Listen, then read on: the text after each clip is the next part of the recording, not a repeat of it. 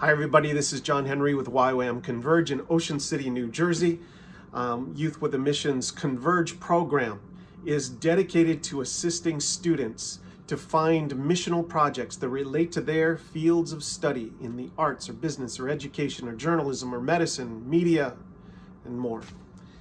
During these 30 days, I'm taking some time to go over 30 thoughts. Today's thought is thought 22, and my thought today is everything you need. In 2 Peter chapter 1, we're going through 2 Peter chapter 1 to review the qualities that are necessary for making your calling and election sure. And before doing that, I'm reviewing a few of the earlier verses, like verses 3 and 4. And this one verse, 3, is one we need to drill down on today. And it says, "For his divine power has bestowed upon us all things that are requisite and suited." Everything you need, according to the NIV, for life and godliness. Do you have everything you need? You know, the greatest lie, the most seminal lie, the root lie of every lie from the enemy is that you don't have everything you need. And during a time like this where everyone's quarantined, alone with their thoughts and wondering what will come of the financial crisis that's following the COVID crisis. And it could leave a lot of people very worried, concerned about their future, whether or not God has abandoned them. And I totally understand that. That's the question Jesus asked on the cross. My God, why have you forsaken me?" But at the same time, he was bearing all the sin of humanity. And the question, do I have everything I need, is the first question that was asked, really, of our parents, Adam and Eve in the garden. In chapter 3, it says, "Now the serpent was more subtle and crafty than any living creature of the field which the Lord God had made. And he, Satan, said to the woman, 'Can it really be that God has said, you shall not eat of every tree of the garden?'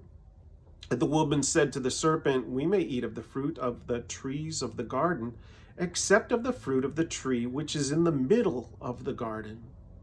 God has said, you shall not eat of it, neither shall you touch it, lest you die.' But the serpent said to the woman, 'You shall not surely die, for God knows that in the day that you eat of it, your eyes will be opened, and you will be as God, knowing the difference between good and evil, blessing and calamity.'" Do you see the subtle lie here? God did say, don't eat of the fruit. And he said that there would be a consequence.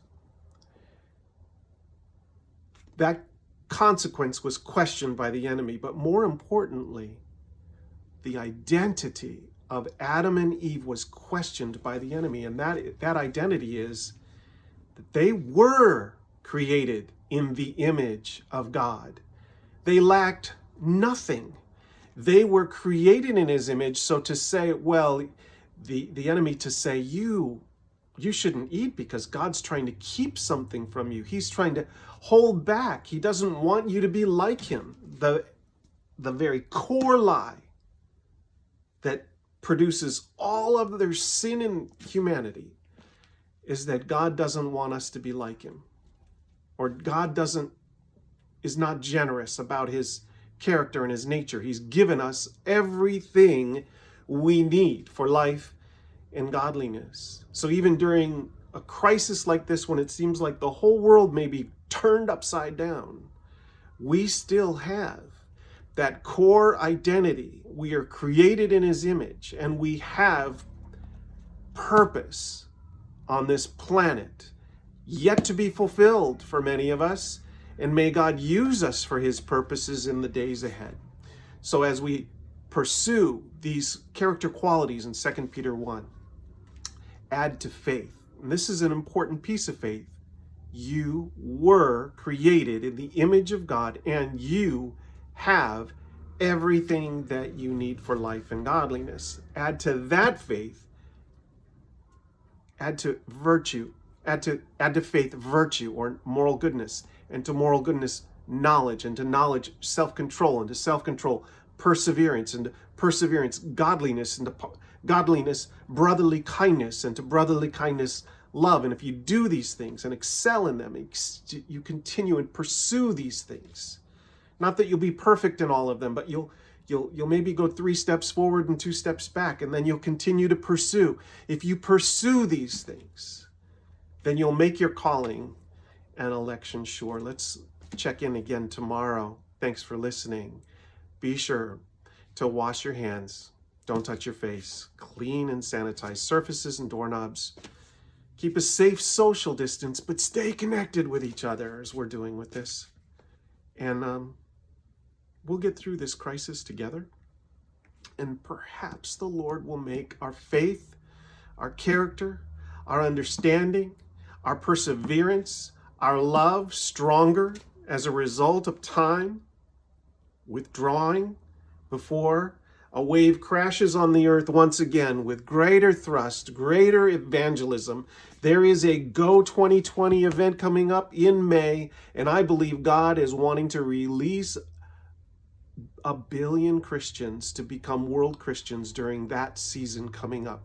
That there is a new wave of evangelism coming where people like you and me are taking time with the Lord and pursuing the knowledge of him so that we can make him known. Bless you, and thanks for tuning in. See you tomorrow.